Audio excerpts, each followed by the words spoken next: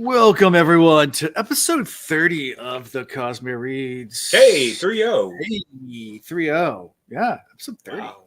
Yeah, I mean, we're like grown people now. Exactly. We've grown up. I'm just trying to get to my spot in the book. So that way, if I have to refer to it and try to flip the pages awkwardly during the middle of a podcast, I can. Right. We're out of our awkward 20s. We're on to the 30s. Yeah.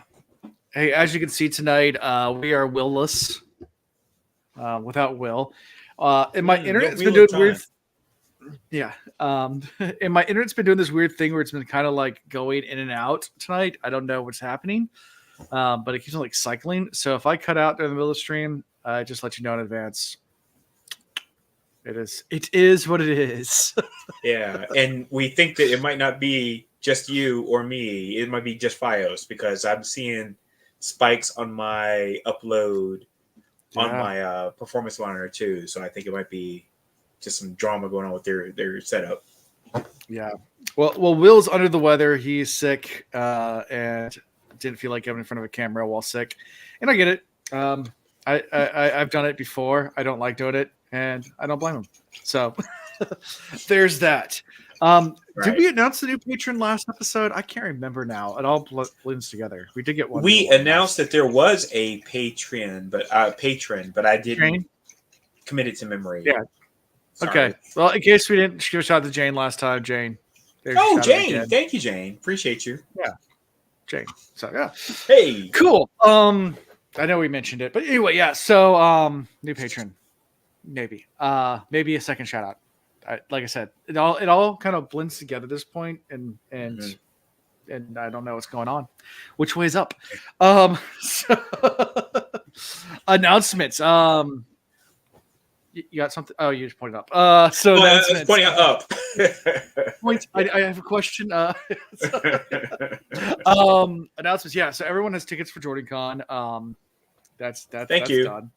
Appreciate you.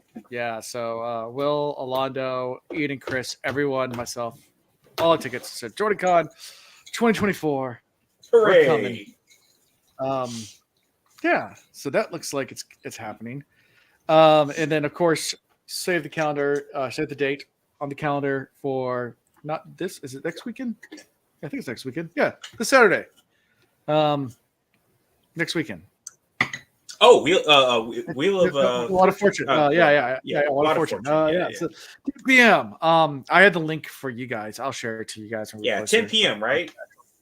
10 p.m. is our slot. Yes. So yes. That would be December 2nd. I cannot wait to lose.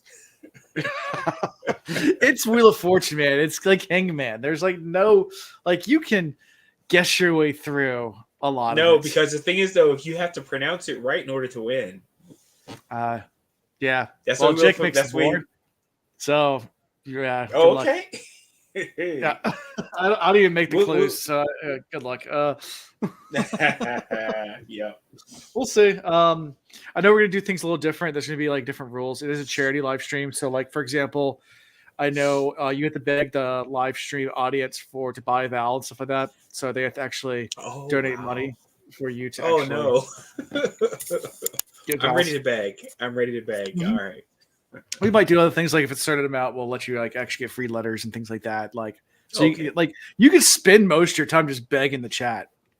I got no problem with that. I will beg for days. I'll be like, please. It's gonna be fun. I'm looking forward to it. Good deal. So yeah. So JordanCon, lot of fortune on the Malkier Talks channel, all that stuff. Yeah, I think that's it for announcements. What are you drinking tonight? I saw you swashing around a bottle. Oh, this is just like literally water, pink lemonade. No alcohol in it. Oh wow. Okay. just cool. Yeah, man. Do you have a cocktail?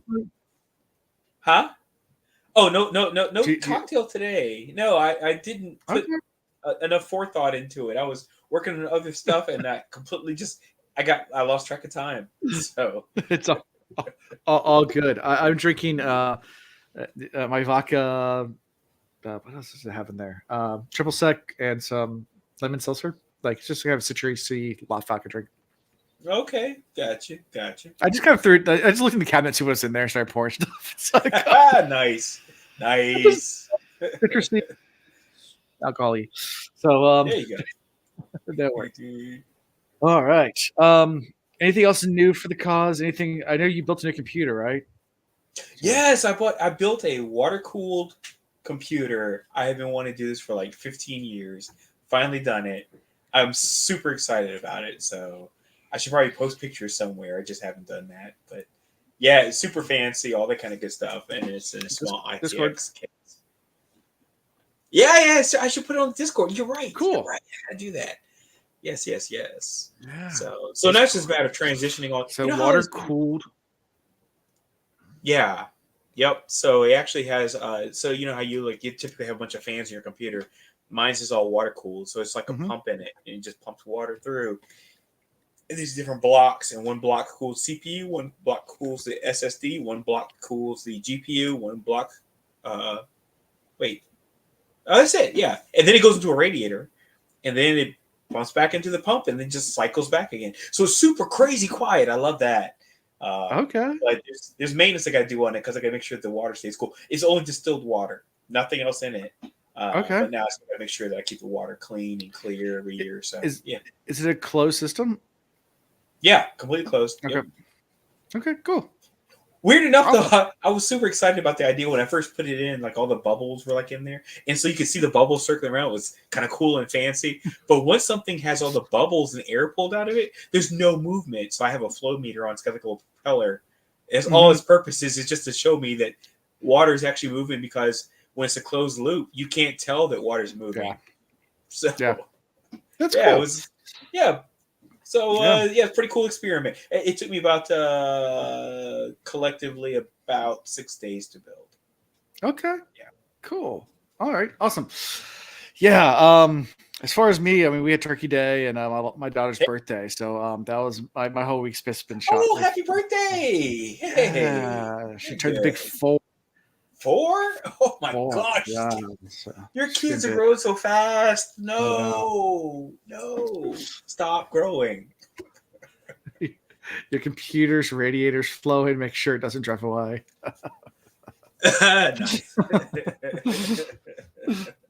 Make sure it doesn't float away. There you go. Yeah. So without further ado, let's jump right into these chapters.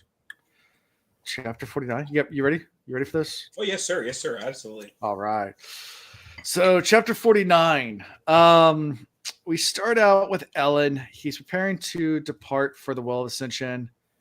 While Tidwell is berating him about abandoning his people. It's kind of this starts with just an argument. Tidwell is saying, like, you're dumb. Typical Tidwell. Tidwell's just doing Tidwell things, right? Mm-hmm. Yeah. She berates Elend finally gets sick of it. It's like, if you don't want to come, just don't come then. She's like, fine. Exactly. You stop talking. All right, bye. He still agrees to, I guess, deliver the package to the terrorist country, to, I guess, the lead council or whatever up there. Mm-hmm. Spook comes, and so does our good friend. What is it? I can't pronounce her name now. Set's daughter. Yeah. I forgot her name. Nice. Now you messed with me. Yeah. Alion? Oh, no, it's not. It's not Arion. It's something like that. But anyway, I keep want to say Alejandra, and that doesn't sound right. There's not a D. Yeah. Yeah. Anyway, this Breeze's lady. Boo. Breeze's Boo. Oh, Breeze Boo. That's right.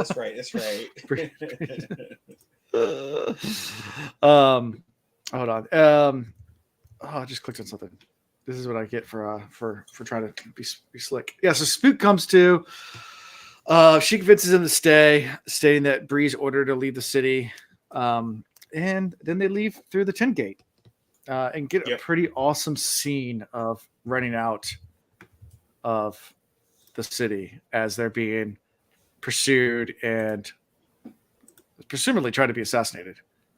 Yeah, I mean, they got people coming after them. So arrows and all the things and the battle. Well, it's not a battle. But yeah, I mean, it's not just sneak out the back door and you're gone. Yeah. Yeah. No. They move archers out. Vin goes to protect them, and Ellen's just like, ride fast, and she's like, yeah, keep my horse going with you. I'm taking off. And she pulls some new tricks there this time, as well. Does a little smoke screen thing with the pewter powder. Right, because she kind of stirs with the dust or something. Yeah, pretty cool. Yeah. She throws the pewter down, and then she pushes it, the metal, and it kicks up all the sand and dust and everything like that, and makes a big dust cloud. Right, so they can't see anything. Pretty cool move. So they're able to get away. I guess the pursuit ends up stopping after a while. The archers try, but eventually they get away. Finn fights them off, and then now I can't. Like I said, girl, we can't pronounce her name. Ariane. Oh man, what's her name? It's Ariane, right? Oh, that doesn't sound right. I mean, it's so bad that I don't remember this lady's name. What? I gotta listen to it real fast. Keep going. So, let's see. So yeah, and then she parts ways. She's like, "All right, thanks for giving me the city." Deuces. Yeah, she's like, okay, so appreciate your help. Deuces, my people. And we were like, wait, what? Okay, what? How? Wait, huh? She's like, I'm not sticking with you guys. I just need to get out of here. Oh my goodness, yeah. Which of course makes her completely suspect in that moment. 100%. 100% sus. Yeah, so anything for all this fight scene, or anything you wanted to add, or anything in your notes before we switch to back on the wall as Breeze and Hammond and Elend are all watching? The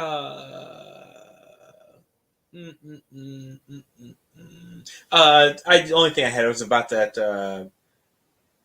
I think it came earlier, but there was this talk about the faith and all that kind of stuff.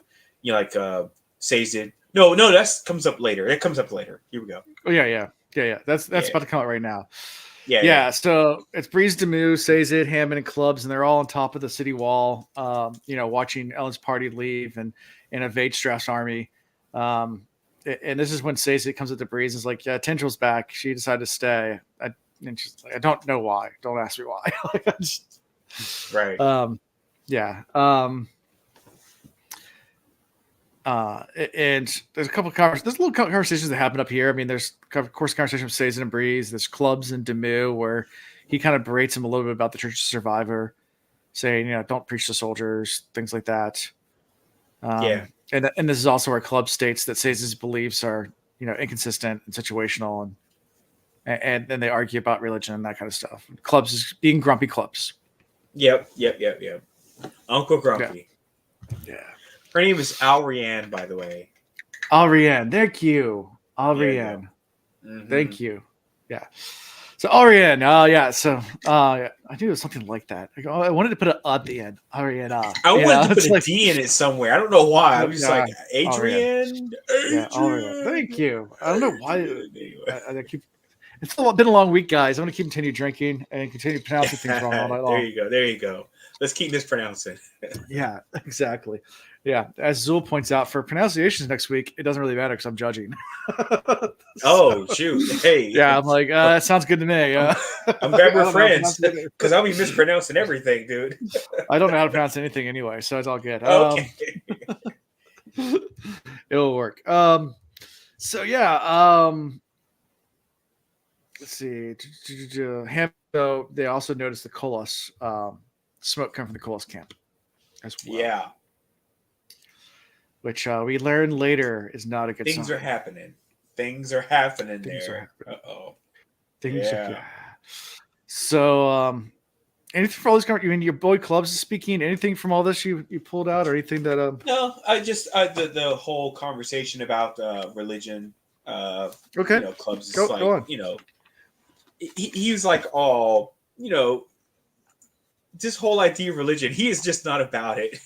But Sazed is like trying to throw like these counter arguments to him, and I'm like, I get that, but I feel like these are the arguments that happen today between people who are religious and those who are not, and it was so reminiscent of those kind of conversations, where it's like, you just got to have faith. I'm paraphrasing here. Have faith, and other people are like, no, I got to see evidence of it, and you're just like, well, what's the harm in it if that's what someone believes in, and it gives them the motivation to do right or just to go on or whatever? What's the harm? As long as they don't get to the point where they're like, I'm gonna extrapolate my religion on you and extradite you into the realm of immorality or something like that. Let's not do that, but just let people just do their thing. Just be religious and believe their thing, sing a hymn, whatever they got to do, as long as it's not hurting you, right? So anyway, yeah. That's all I had. Grumpy. The club's just grumpy. Like, he's Uncle Grumpy. We know that, right? He's Uncle Grumps. Stop saying Kelsier is a god. He's not. It's just Kelsier. Yeah. He's mad at the fact that he's gotten elevated to his immortal status. A deity, if you will. Exactly. It's just like super grumpy about it. Oh yeah, super grumps. Yeah, and at the very end, I guess it ends with this section. The smoke coming up, and Bree shook his head. Doesn't really matter now, I guess. Thinking about the whole argument about religion, because none of that really matters now. Well, you think about the enemy at the gates and all this kind of stuff. You're like, oh well, and of course that old adage about there's no atheists in a foxhole during war. That's probably what's going on right now. Sure. Yeah. And then we switched to Straff. So anything from all this before we switch to another little plot twist going on? No. Go ahead, because this whole thing is, I had questions. Okay. So Straff's feeling super ill, and he receives a messenger about the riders leave the city, and Straff's like, what do you mean? Like, who's leaving the city? Did you intercept them? They're like, they might have got away. And as all this is happening, like, Straff collapses to the ground, dizzy, and he's like, oh crap, I'm being poisoned. He's like, that Zane, before he left, did something. When did he have time? He's trying to think back to when Zane had time to to poison him. So he tells the guard to get, Emerata, his mistress. What? Yeah, the concubine. But the guard's completely confused by this. Okay, there you go. Okay, sorry, you dropped for just a second. We're good now. Okay, you're back. All right. Internet's glitching. Internet be glitching. So I warned everybody tonight. Yeah, am I back? It happened to me. Good. Yeah, I'm good now. Okay, cool. So So what do you think about all this? What was your thoughts when you thought it looked like he's being poisoned again when he calls for after he's dead, and then I guess the big reveal when the concubine just comes Zane's in dead, like, so it's like how in the world could he? But he doesn't. Straff doesn't know that. But Straff doesn't know. See, here's the question: when does Straff find out that he's dead? I feel like it wasn't explicitly. We're gonna find out later that he knows he is dead. But sure, but right now he doesn't. Right now he doesn't know, right? So I'm like, when does he find out? Yeah, he doesn't know. He find out? But this whole thing about how he's poisoned and the truth of how he was poisoned, I had questions. So we're getting to that though. I'm not trying to jump ahead. I'm gonna let you go ahead and go. Okay. All right. So she comes in and asks about sending Zane away, and he puts two together. He's like, "Wait, you guys were lovers? Gross." It's like, yeah, but he knows they're lovers because she had like all the cuts on the breast assists, and I'm like, wait, how, why? So because Zane's that's weird. I mean, and the fact that that's your takeaway is okay. So he's her lover because he abused her. That means that he cut himself. That means Straff he liked to cut things. I mean, but that means that Straff knows too. But if that was the case, why had that not ever happened before? Where he saw. Yeah. I mean, I know she wasn't betting him for like a long time because he was like, "Hey, I got to move on to the younger set." But she would try to take off her clothing in front of him on a regular basis. We already saw this. She would like just like walk into a room and start just disrobing. So I'm like, well, why didn't he see that before? That whole thing, I was like, nah, it doesn't. The math don't math. Go ahead. Yeah. And then she says, I was never really even poisoning you. In fact, the only thing I was giving you, the antidote I was giving you was a drug.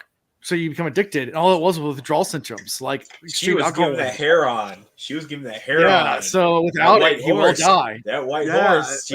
And that happens. No cold turkey, you don't have it, you will die. I mean, that's what was happening. But the problem with that, though, is that that's the gambit there. Again, the math don't math. If he sent, because we know this earlier, that he would send his son on these missions and things that would take him away, right? Right. He should have been putting 2 and 2 together then, because he'd be like, oh, well, Zane's away, doing my bidding, because he's my Mistborn, and I'm still feeling the effects of being poisoned, and he's not even here to poison me. So I would think, right. But maybe she could have feeding the drugs still, like secret. She could have been feeding the drugs secretly. But the thing is, the timing doesn't work out though, right? Because you would think if he was like away, and then let's say he's away for like 7 days, and then she poisons him on like day 3. Well, it makes no sense, right? So, maybe she's like, oh, okay, well, we're gonna pretend like he poisoned him on day 1, I guess. But I feel like there would be a time where that wouldn't work out. Sure. Considering the fact I feel like Zane was probably trying to poison this guy for years. Poison, right? Because he wasn't really poisoning anybody. But Zane never was. Zane was never. But that's the problem I have with it, though, because I feel like Zane also kind of was talking in a way like he knew he was poisoning him. Well, she agreed. It talks about that. He agreed. Like they talked about. She says that Zane agreed to make it seem like it was him. Like. I see what you're saying. Yes. Yeah, like they had an agreement that Zane wanted his father to think it was him. Because Zane knew what was going on. Right. He wasn't doing it. He just knew what was going on. He knew what was going on. Well, then why was the voice in his head like all talking about some like poison? Oh, not poison. Kill dad. And blah blah blah blah blah. Well, the voice is telling him to kill everybody. except for Vince, right? Yeah. Okay. All right. Well, Anyway, kill that whole thing was a little weak in my opinion. Yeah, he only feels the effects when he stops the drugs. Yes. Has nothing to do with being poisoned. Has nothing to do with being poisoned. He's not being poisoned. No, he's not being poisoned. He's being given basically the equivalent of heroin or an opioid, like they do. Right. In, the antidote is a drug. Yeah. So he's just given drugs. Like them fuckers, the Sackler family. Fucked him in the ear, by the way. It's like being given opioids and then basically just not getting them for a while. Right. And then once it started wearing off, he thought he was being poisoned. And really, he's just doing withdrawal symptoms. Right. Withdrawal. Extreme withdrawal. Yeah. Like Dave Chappelle. That happens with alcohol. Yeah. Alcoholism, heroin. It happens with a lot of. Yeah. Oh, yeah. All things. It makes sense generally. But again, I feel like this is definitely one of those things that I would like to go back and reread, see all the evidence of the times that it might have been obvious and then we missed the clues. Yeah. Yeah. But he's angered. That's right. I'm sorry. The reason why the math didn't math to me is because if it was withdrawal symptoms, I thank you for giving me just a moment to pause and rethink this. Okay. So the reason why I had a problem with it is the times that he had dinner with Zane. Then it was like, okay, Zane would be there, Zane would leave, and then right after that, Straff's like, oh no, I'm feeling poisoned. withdrawal doesn't work on a time frame like that. That was the thing I had the problem with. Sure. It was the time. There's no way you could ever. I mean, again, I don't know about y'all. I've known people going through withdrawal symptoms. It's not like there's like a TikTok timer that's like, oh, at 9:30 you're going to experience withdrawal symptoms. That was the thing that was the math that did math to me. I was like, sure. It wouldn't be that soon. Because remember, they had dinner one time. He drank something. He thought Zane had poisoned him, which obviously he had not. It was just withdrawal symptoms. And then he was like hurrying to see her. Right. I'm like, no, that doesn't. Yeah. Knowing this fact now, that didn't. The math don't math. So okay, there you go. Yeah. Gotcha. Yeah, anyway. Just that it's always happening right when Zane's around. He's getting withdrawal symptoms. Okay. There I get that. Go. Yeah. So anyway. Okay. Yeah. So yeah, Straff gets angry, tries to strangle her.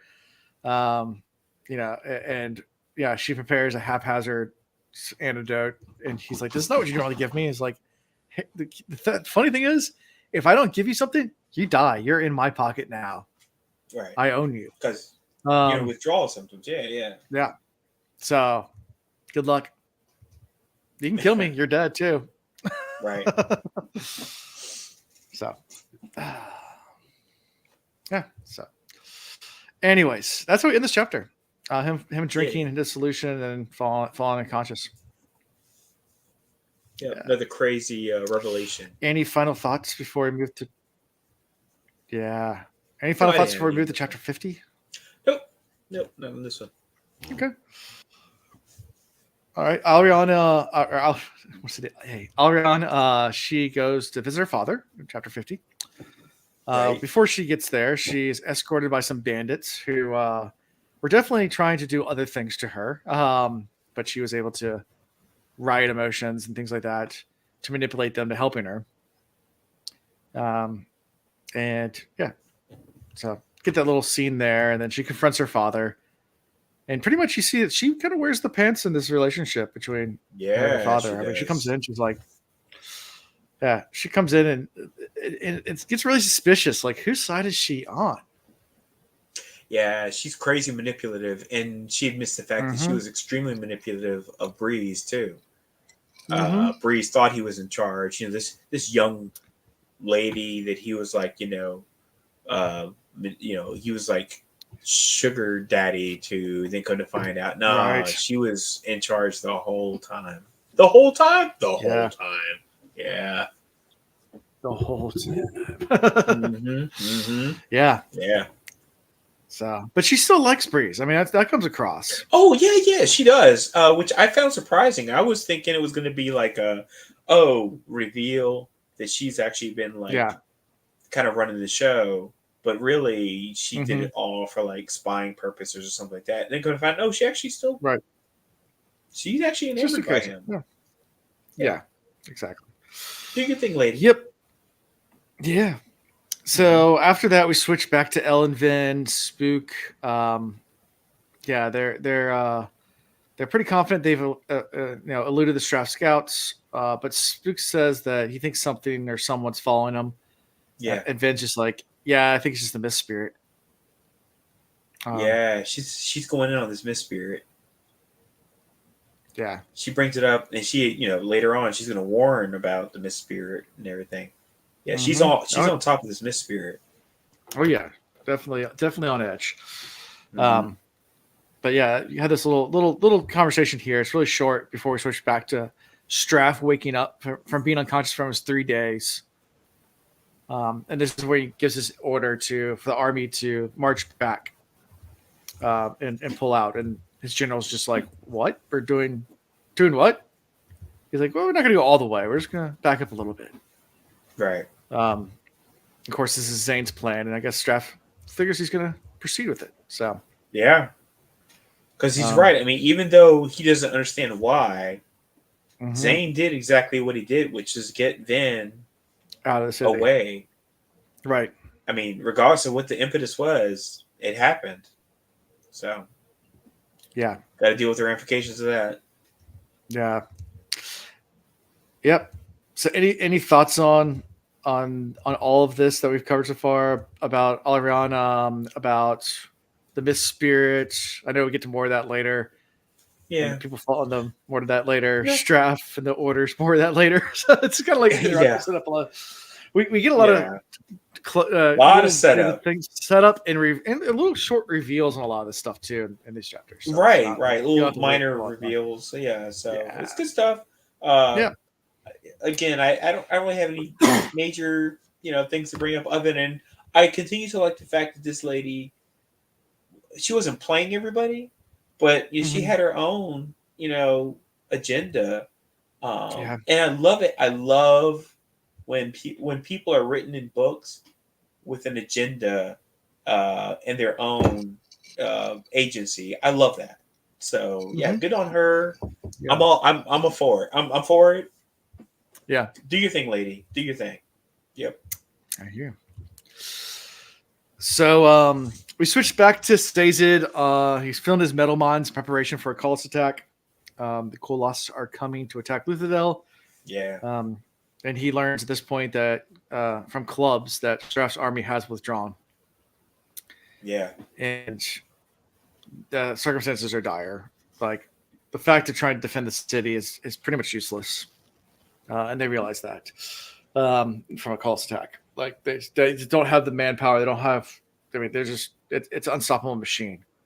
Yeah. And this is when Stacey tells clubs of the religion of the artists, and clubs like, why the hell would I care about this religion? And Stacey's just like, I thought you put up this front as a grumpy old man, but I've seen your craftsmanship when you as a carpenter. And I see the detail, you are an artist. So I figured you might like this one. Because, I see who you really are, even though you put this front up. Yep. Yeah. It's a nice little, and I thought it was a nice little breaking through the thick skin of Clubs. His name is Lord. Who's? Clubs. Sis keeps calling him Lord, whatever his name is. Club's last name is, oh, no, you're gonna. Hold on, I'll figure it out in a second. Clubs. No, can't remember. I mean, he's related to Spook. I don't know. Yeah, I don't know. Man, I thought I could get it quickly, but keep going. No. Yeah, but he keeps referring to him as Lord, whatever. It's like he's like doing that on purpose to try to say you should elevate yourself above just common thinking. I feel like it's just kind of it's like a jab every time. That's the way I interpret it as I was listening to it. Yeah, I'm trying to see where he says it. Just looking real fast through the book. Anyway. You know what I'm talking about. Yeah. So don't stress. I know what you're talking about. Yeah. So Clubs also turns to Tendril, says that says that Tendril's looking for him. And says it goes and leaves to meet her. It says it goes and finds Doxson and Tendril discussing deployment of soldiers under the command of Lord Penrod and the city nobles. Caesar realizes Doxson may be planning a rebellion and advises it's not a good time. Doxson. Now's not a time to overthrow Penrod. It's not. Now's not the time. We might not survive today. Right. And as all this is happening, the alarm bells sound. Yeah. Of course, Stacey and Tendril argue, of course, about Elend and Vin leaving, and Tendril's mad at Stacey for how could you send them away like this, and Stacey tries to explain his motivations, and Tendril's still like, you're dumb, like this is you doomed us all pretty much. Right. I mean, and she's right. Mm-hmm. I mean, she's absolutely right. It's like the worst time. She's like, you took basically our most powerful weapon and sent it out of the city. Why? Yeah. And she's right. I mean, it makes no logical sense from that perspective. Right. Yeah. So yeah, and we end with the chapter with alarm bells sounding for the attack, Right. which is probably not going to be very good. So, anything from your notes or anything? I mean, we don't actually get a final answer here. Do you think that the Elend is going to survive this? So I'm waiting to see what the magic thing is going to be. I don't think any of the old crew's going to get assassinated or killed. I'm just wondering how this happens at the time. Now, at the Do you end think of this everyone's going to survive chapter, this? I feel like everyone's going to survive this. That's just my Okay. feeling. I think there might be a preferred character is going to not survive, and that might be Tyndwell. I feel like she could get killed. Okay. I don't know. I keep thinking it's gonna be Lester Borges, but I've been saying that since the beginning of the book. I think I've been like, he's gonna. I was like, Spook ain't gonna make it out of this book. That's been always my feeling. Spook ain't gonna make it. I had no empirical evidence to prove or disprove that. I just felt that. So we'll see what happens with that. Yeah. Okay. You ready for chapter 51, the final chapter tonight? Sir. Yep. All right. So Vince sees the mist spirit in the tent. She wakes up, sees it hovering over Elend, and she's like, "That's odd. It's in here." And she sees it raise a dagger up, to stab him. And Vin immediately pulls out her own dagger, makes contact actually with something, like blocking the blow. Yeah. What's that about? I can ask you the same thing. Because it had to be something that was actually of substance for a dagger to hit and repel, right? That means it had to have the same mass as the dagger she pulled out. So now the mist has that kind of characteristic. I'm like, what the hell's going on here? So, and by the way, mist was not before able to come into tents, houses, buildings, things like that. Right. So that was also focused on in this chapter too. There was like that specifically said. So, and then by the end of the chapter, it's hey, travel at night. I know I'm jumping ahead, but travel at night so you can avoid the mist. Don't travel during the day when the mist. Yeah. Heel turn for what happened at the beginning of the books. Yeah. It was like, oh, don't be out at night. Might see the mist. Now it's like, oh, avoid the daytime. Mist might be there. And also, I mean, during all this, Elend wakes up from the disturbance, and he's like, "What's going on?" And Vince just like blows it off, like, "I'm just feeling anxious." Like, yeah, what we have here is a failure to communicate. yeah. And for a half second, I couldn't tell the way it was described. I couldn't tell if Vin was dreaming or if it was real. I mean, because I was like, when a chapter starts off and it's just like, oh, there's a tendency if it's something that's like really outlandish, it's a dream. Right. So I was really like thinking, I was waiting for the haha, I got you, it's a dream thing to happen, but nope, it was real. Yeah.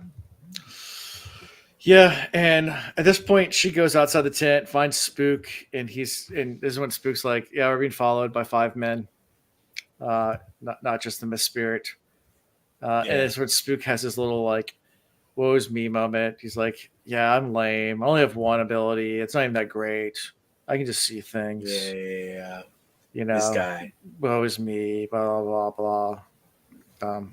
Yeah, but then he reveals the master plan, about, hey, actually they wanted us to leave, and this has all been machinated by clubs, etc., to get us out and get us away from what's going to happen in the city. Yeah. Good job, Lester Borges. And he feels bad about. He's like, "Yeah, clubs told me everything." Or no, he didn't tell him everything. He just put everything together. Yeah, he's like, I didn't want to tell you though, because anyway, yeah. Lester Borges, that's what you get with these youngins. So on Coppermine, the only name for clubs is Cledent. Is that what he said? Huh? Zul said that the last name for clubs is Clendent. I just know he kept saying Sir, whatever it was. Breeze. He uses Breeze's last name a lot, which is I thought he used Ladrian. I thought he used Clubs' last name too, but maybe I could be mistaken. Okay. So yeah. Anyway. Okay. Yep. But yeah. So after that, we switch to clubs. Report to Seiza that the koloss are fighting a massive brawl outside the city, and it's like, and I think it's like, is it Breeze? It says like it's one of them says like, oh, that's good. They're fighting each other. And it's like, no, that's not good. Oh yeah, right. Because it's like, oh, hey, they're fighting each other. That's good. And then the explanation of, so that usually means they kind of fight each other for a little bit. Then they start turning their attention externally and want to go kill some other things. And it's like, and they'll be coming for us. And doesn't sound good. Yeah, Exactly. They increase their rage to the point where they can attack the city. Yeah. So club issues the orders to deploy soldiers and archers in defensive positions. And we switch to Straff real fast. Straff receives word that the koloss is attacking. He orders his army to stop marching and turn around towards the city again. Yep. And then we switch to Seiza on top of the city wall. It's all like boom, boom, boom. And the koloss are now in full attack mode, breaking through the gates. All right. So somewhere in that scene, Straff, when he's talking about turning around and everything, he's like, oh yeah, he did it, whatever. He alludes to the fact that Zane is dead. How did he find out Zane was dead? I think he knows that Zane's gone. I think he thinks that Zane got out with Vin and left, but maybe not. Maybe I missed. I don't know. I feel like, and I could easily be misrepresenting that, but I feel like something he says makes it sound like he knows that Zane is dead. And I was like, how did you find out Zane was dead? Especially considering the fact you're moving your armies. Yeah, please. So Straff turned with Stimblets, able to remain. He turned as approached, slipped his mouth. Hold on. The koloss armies attacked the man said. Exactly as you said, Zane. Straff thought in wonder. The koloss are attacking. Yeah, there's nothing in here that says something about Zane being dead. I feel like it happens in this chapter. There's something that Straff says that makes this. It gives the impression that he knows Zane is dead. I'm not sure what the passage is. I always thought at this point, just think Zane's gone. But and maybe it's possible. Yeah. So I will have to look for the proof. I'll look for the proof of, some evidence that gives the impression of that. But I was just like, how would he know? Anyway. Yeah. Especially since he's leaving. It's not like he was like, oh, well, I'm hanging around and my spies came back and told me something. He's leaving. Exactly. Yeah. Zul's stuck on this too. Says it perhaps called a master Cledent. That's something Stacey would do. It does sound like something he would do. I know he says master or sir or whatever or something. Yeah. Whatever it is, it's the last name, and it just sounds like something he's trying to do. It's almost like a jab kind of thing. Sure. Yep. The koloss attack. They break through gates. Not the gate that Seiza's at, but the other one, and the city's being. They realize that the koloss can't move through that one part that's been broken fast enough, so they start going to the other gates, and the koloss just surround the city. They're trying to attack back, but it's like firing arrows at a brick wall. It's not really effective at all. They're taking out some of the small ones, but it's not looking good. Not looking good at all. Yeah. So. And we leave right in the middle of that battle. It switches back to Vin going to invade the camp that's following her. So it's just like immediately goes to Vin, like flying through the air, like land in the middle of the camp, and immediately, like just taking charge. Oh yeah. She's like, so I came here to chew bubblegum and kick ass. Yeah, and I'm a whole lot of bubblegum. Yeah. So she knocks the tent down, throws pewter in the fire, and sprays it all up. And the hot coals like spray onto like the guards, and they're trying to like pat their clothing down while they're trying to get the spears up. And and she just immediately takes her pouch out and drops the coins, and they're like, "Okay, we're done. We surrender." Like, she doesn't have to throw coins. She just like drops the pouch. She's like, "You want to do this?" Like, yeah, she's ready to like beat the I will ass. take you all out right now. They gave up quickly. Yeah, exactly. And we find out who was inside the tent. So it's only 5 men, and it's Jastes, who doesn't look good at all. Oh, He man, looks haggard and like he's aged Jastes. 100 years, and because specifically said about how they're the same age, but he looks like he's much older. Yeah. And and Jastes was like, yeah, there was a fire that started. It burned the supply coat with all the fake currency, and the koloss found out, and they started killing all my men. And I was only able to get out with like 4 of my guards. Everybody else is dead. So I had to run away. And oh no, the trials and tribulations of wood coins. Yeah, and Elend comes out. At this point, Elend's there, and he's just like getting super angry at Jastes. He's like, "You left a koloss army outside of Luthadel without any leaders at all." Yeah. And he's like, "I'm so sorry. Can you forgive me?" And this is when Elend delivers a very cold line. "I forgive you." Then takes out his sword, chops his head off, and says, "But my people can't." Right. Something along those lines. Which is true. I mean, the whole time, it's all. It's like, what do you do? It's like this guy. He tried to play with a fire that he had no capability of wielding properly. He was just like, "Hey, I'm gonna go ahead and see if I can get this army up here, and I really don't have a foolproof method to control them. Let's just see what happens."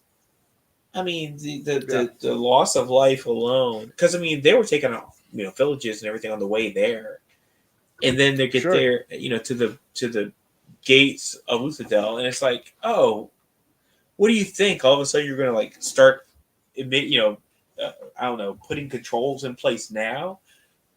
No, and the fact, by the way, this wooden coin thing threw me for a loop. I was like, that doesn't make sense to me, because I was like, regular coins would have heft to them, and a wooden coin would not. Don't know. They're kind of dumb. Koloss are kind of dumb. Yeah, I mean, you're right. They are dumb. But, oh my god, I was like, are you serious? But the thing is, though, if they were going to use the coins, because I assumed the koloss would have to go spend the coins somewhere, they should all know by now they're fake, right? Because the first time they went to go get a Big Mac, and then McDonald's was like, nah, don't bring that fake coinage up in here. The koloss should have been like, look, I want a Big Mac attack. What's going on? I can just picture now Koloss going through like a McDonald's drive-thru and like open it up. It's like hands of Monopoly money. It's like, hey, like so I'm gonna what the hell's this? This is what boss paid me in. Here's your Monopoly money. It's like, yep. Got a small Koloss in the back. He's like, can I get 2 Happy Meals? 2 different toys though, please. Thank you. Yeah. Monopoly money. Yeah. Sounds about right. But this wood money, I was like, so weak. Anyway. Yeah. So Elend takes out Jastes. Beheads him. The guards kind of pull their spears for like 2 seconds. I mean, it's not much. Yeah, but he gives a really quick speech. It instantly has them like, well, you should have been dead. Yeah, you should have been killed. Yeah, it's like you can go home, you can follow us. I don't really care one way or the other which way you go. But we're going to continue on. And this is actually when Spook reveals the thing about Sazed. It's the very end. Oh yeah. Spook reveals it's like this whole thing about us drawing you out of the city to go on this mission. We lied the whole time. Yep. And then it's like got the reverberations, and she's like, "Oh, wait a minute, we actually were going the wrong way." She's like, the Well of Ascension is back south. She's like, "Yeah, it's in Luthadel." She's like, "It was strong in Luthadel. Like ever since we left, it's getting weaker and weaker. Like we're going the wrong way. It's back there. It's in Luthadel." So they decide to return to send aid.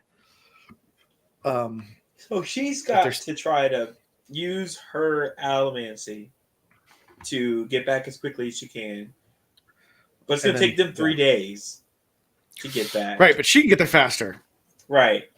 So that means they're 3 days away, right? And how is she not feeling 3 days ago that the well was back the direction she just came from? I'm like, no. You should have known. You should have been feeling that the whole time. She is on her honeymoon. She is not paying attention to anything but... Alan, stop. Nope. That one you're not going to get me on. She just got married. She's doing something else in their spare time, right? Listen to those. She's listening to different kind of pulses right now. So, all right? Yeah, you saying she got the loin pulses? Okay, fine. But you just got married, man. This is yeah. She's Sure. That's what I'm talking about too. Hey, look, I'm punching holes in everything in this book, though. I feel bad, but some stuff just doesn't add up to me. I'm like, wait, what? No. Yeah. All right. Yeah.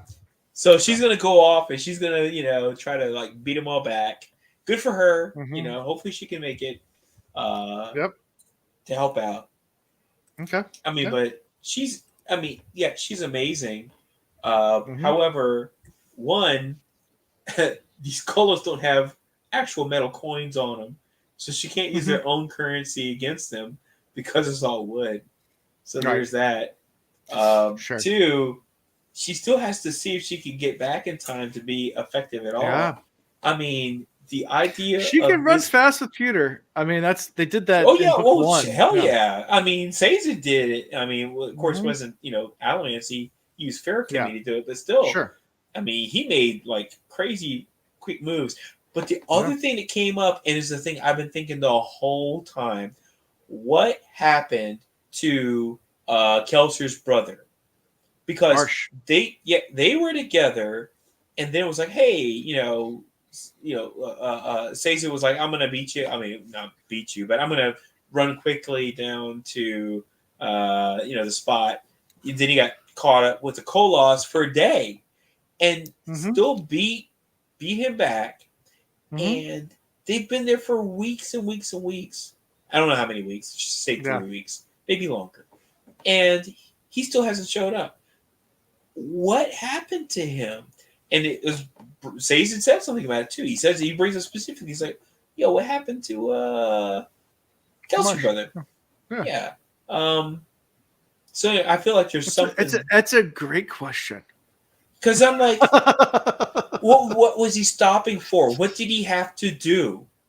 Because now he's weeks behind. What did he have to do? So I feel like as much as if first reading this book, I would probably think Ven is going to be the savior. I really feel like Marsh is going to come in with something. I don't know what it is, but I feel like he's going to be Captain Saving Me. He's going to swoop in and do something because Marsh has got Marsh capabilities now, and that's the thing that's been overlooked now for so long in this book because we haven't heard from him since like part 2 or 3, something like that. That's towards the beginning of the book, yeah. So that's where I'm going. That's my theory. We'll see what happens. So Marsh is going to come save the day. That's your theory. Okay. Because the thing is, though, as much as I love Ven is great for taking out foes and maybe let's say 100 strong, right? Camp or something like that. The koloss is thousands strong. The decimation and violence would be crazy, right?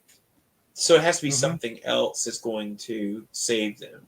And I feel like if that savior is going to be Marsh. Okay. That's my guess. Gotcha. We'll see if I'm right. Okay. Interesting. We will see. We will see. Sounds good. Well, that's how we end this chapter. Them turning back and Ven's going to run.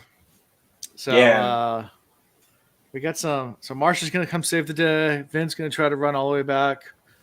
Try to save the day. But they're already in the city at this point. So Yeah, right. It's even with Pewter. That's a long run. 3 Oh, days away. at this rate, even at this rate, it's too late. Yeah, there's gonna be loss of life regardless. There's nothing you can do about that. Oh, even 100%. if Marsh was to show up right now, it's too late. Yeah, it's like the Drake album with that kid that holds a sign. It said, "If you're reading this, it's already too late. It's already too late." Yep. Sounds good. Well, that's where we end it. So, anything else, or anything else you wanted to add, or any questions you had, or theories? Oh no. I mean, my person in the book is definitely Seth's daughter. What's her name? We said her name earlier, and I forgot already. Ariane. Yeah, I love her, man. Ariane. I love. It's not about manipulating.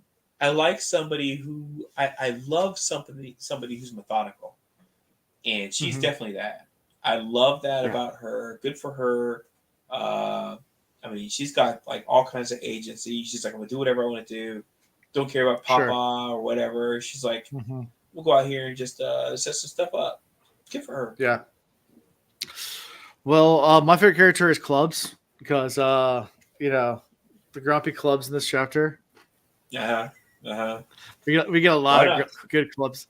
We get a lot of good clubs time, and I just want to steal it from you. So that's nice. Well done. I mean, because it's low hanging fruit for me. Clubs is always a winner if he shows up. I love Uncle Grumps. Uncle Grumps is the best, but it is what it is. Yeah. Definitely. But Clubs, prominent feature in this chapter, so good for him. Yep. Well, next time we'll be doing 4 chapters. 52, 53, 54, 55.